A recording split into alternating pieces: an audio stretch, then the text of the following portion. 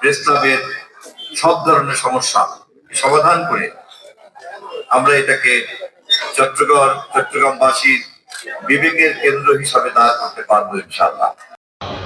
বন্ধ থাকে, সমাজ অন্ধকারে নিমজ্জিত থাকে।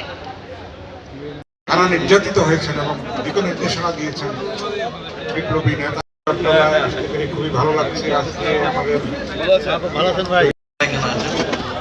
বক্তব্য রাখবেন যে রহমত মগফিরাত নাজাতের মাস আগামী 10 দিন সম্মানিত সংসদ সদস্য আমাদের সুপ্রভাত সম্পাদক রুশো মোহাম্মদ স্বাগত জানাচ্ছি। আমাদের তারুণ্যের অহংকার সাইদ আল মোহাম্মদ ভাই।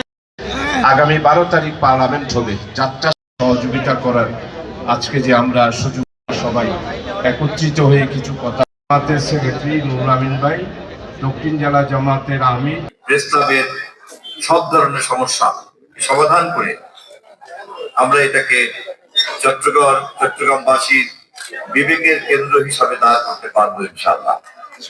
সাংবাদিক সমাজ আর একদিকে শিল্পী সমাজকে নিয়েই মন্ত্রীর দায়িত্ব আমাকে পালন করতে হবে এবং আপনারা সকলেই অবগত আছেন যে গণমাধ্যমের মতো এরকম একটা ক্ষেত্র যেখানে আমরা চাই পরিপূর্ণ একটা স্বাধীনতা থাকুক এবং আমাদের নির্বাচনী প্রতিশ্রুতির মধ্যেই আমরা গণমাধ্যমের এই স্বাধীনতার কথা উচ্চারণ করেছি। আমাদের নেতা তারেক রহমান বারবার এই কথা বলেছেন। আবার একই সঙ্গে আপনারা জানেন কোন স্বাধীনতাই যদি দায়িত্বের কাঠামোর মধ্যে আবদ্ধ করা না যায় তাহলে ওই স্বাধীনতার সুফল ভোগ করা যায় না। এবং অপরদিকে এই কাঠামো জবাবদিহিতার এই সীমানা যদি আমরা একতরফা সরকার থেকে নির্ধারণ করতে যাই তাহলে অতীতের সরকারের সঙ্গে আমাদের কোনো পার্থক্য থাকে।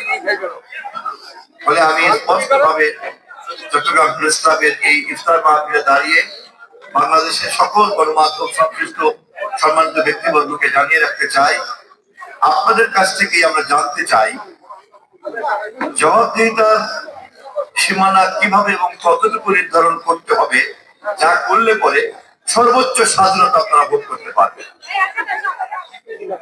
আপনাদের সর্বোচ্চ স্বাধীনতার জন্যই জবাবদিহিতার সীমানা আপনারাই নির্ধারণ করবেন। আপনাদের নির্ধারিত সেই সীমানার মধ্যে যাতে কেউ প্রবেশ করতে না পারে, কোন গোয়েন্দা সংস্থা, কোন ধরনের কোন রাষ্ট্রীয় কোন হস্তক্ষেপ অথবা রাষ্ট্র বহির্ভূত কোন হস্তক্ষেপ যাতে গণমাধ্যমকে কোন ধরনের বাধাগ্রস্ত করতে না পারে, সেই দায়িত্ব তথ্য মন্ত্রণালয় পালন করার জন্য প্রস্তুত আছে।